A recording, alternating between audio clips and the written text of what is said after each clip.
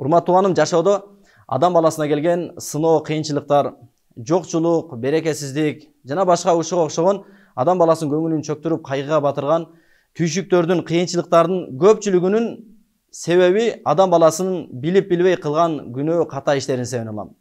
Аллах Таала бул туурасында мындай деп айткан: "Ва асабакум мин мусибатин фабима касабат айдикум ва яфу ан касир." Силерге кандай гана бир мусибат жетсе, ал силердин күнөөңөрдүн себебинен. Аллах Таала көбүн кечирип койгон. Дыйкандын дыйканчылыгы болбой жатса, соодагердин ишинде береке болбой жаткан болсо, көптөн бери балалуу болууну арзуу кылып, бирок балалуу болбой жаткан болсо, анда ал адам билсин, ал адам менен Аллах Тааланын ортосунда күнөө деген тосмо тосулган. Аллах Таала пенделерине дайыма өзүнүн жакшылыктарын жамгырдай жаадырууну каалайт. Бирок пенде ошол жакшылыктардан кылган күнөөсүнүн себебинен куру калып калат. Пайгамбар саллаллаху алейхи вассалам бул нерсеге өзүнүн хадисинде мындай деп айткан: "Инна раджула ла яхруму ризқу бидзанби юсибухум." Адам баласы өзүнө келиши рызкыдан кылган күнөөсүнүн себебинен куру калып калат. Урматтуу тууганым, жашообузга келген кыйынчылыктардын себептерин эмне үчүн өзүбүздөн эмес, башка жактардан издейбиз? Эми ушул кыйынчылыктардан кутулуунун бирден бир жолу истигфар айтуу, Аллах Тааладан күнөөлөрүбүзгө кечирим суроо. Ибадаттарыбызда, амалдарыбызда Аллах Тааладан астагфируллах, о Аллах, менин күнөөлөрүмдү кечир деп ал заттан жалбарып, жалынып суроо. Истигфар ушундай бир амал адам баласын ар бир кыйынчылыктан, ар бир туңгуюктан куткарып кетет. Пайгамбар саллаллаху алейхи вассалам өзүнүн мубарак хадисинде мындай деп айтат: "Ман лазимал истигфара жаалаллаху мин кулли дыйқин махраджа ва мин кулли хаммин фараджа ва разақаху мин хайсу ла яхтасиб." Кайсыл адам өзүнө истигфарды милдет кылып алган болсо, башкача айтканда, дайыма айтып жүргөн болсо, Аллах Таала ар бир туңгуюктан жол ачып берет жана ар бир кайгыдан ага жеңилдик берет жана ал ойлобогон жерден Аллах Таала рызкы берет деп айтты. Bir günü bir adam Hasan Basri rahmetullahi aleyhi'ye gelip kurgakçılık, kaatçılık turalı arızlanıp anın çeçilүү jolun suradı. Oşondo Hasan Basri rahmetullahi aleyhi aga istagfirillah, Allah Taala'dan geçirim surаңыз dedi. Ekinci bir adam gelip kedeyçilik turalı arızlandı. Aga dagın istagfirillah, Allah Taala'dan geçirim surаңыз dedi. Üçüncü adam gelip balalı bolbой жаткандыгы turalı arızlandı.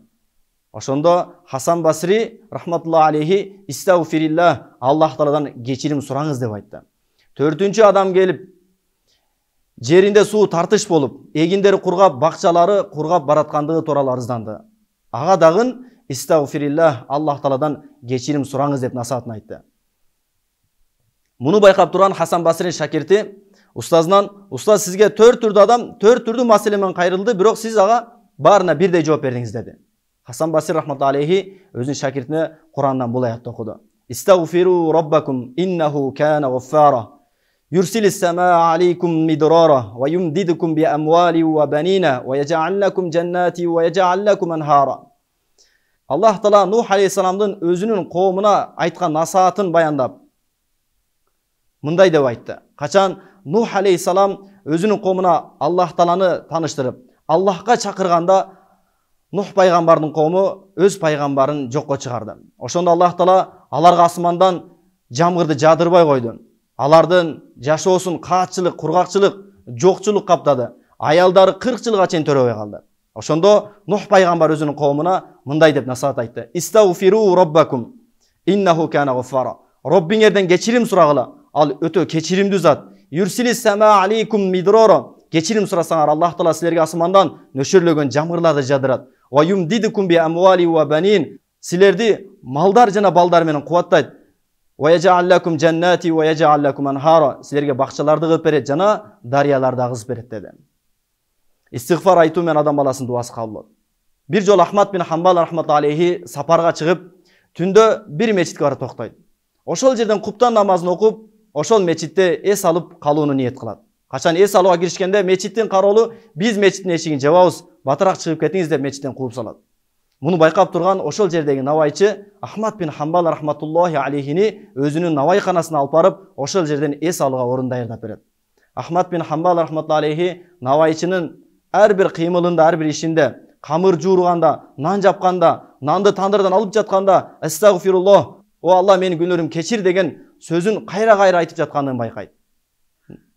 Ошондо Ахмад бин Хамбал rahmetullahi aleyhi Навайчыдан сіз өтө көп истигфар айтат экенсиз. Аллах Таала сиздин бардык дуаларыңызды кабыл кылган болса керек. Навайчы, Аллах Таала менин бардык дуаларым кабыл кылды, бир дуамдан башка. Улуу алым ал дуа эмне экендигин сураганда, Навайчы Ахмад бин Хамбал деген улуу алым чыгыптыр. Ошол алымды зыярат кылып, андан илим алуу арзуум бар деп айтат. Ахмад бин Хамбал рахматуллахи алейхи ошол улуу алым менмин Аллах Таала мени сиздин алдыңызга бутуман сүйрөп алып келип койду. Аллах Тааладан кийинки эң улуу зат бул пайгамбар саллаллаху алейхи ва саллям. Пайгамбар саллаллаху алейхи ва саллям өзүнүн мубарак хадисинде мындай деп айткан: "Мен Аллах Тааладан күнүнө бир риваятта 70 жолу, башка бир риваятта 100 жолу кечирим сурап истигфар кылам" деди. Пайгамбар саллаллаху алейхи ва салламдын күнөөсүн Аллах Таала пайгамбар саллаллаху алейхи ва салламдын мурунку жана кийинки бардык күнөөлөрүн кечирген. Ушундай улуу зат күнүнө 100 жолдан истигфар айтып Аллахтан кечирим сурап жатат. Эми сиз менен бизге окшогон күнөөкөр пенде андан да көбүрөөк истигфар айтууга милдеттүүбүз.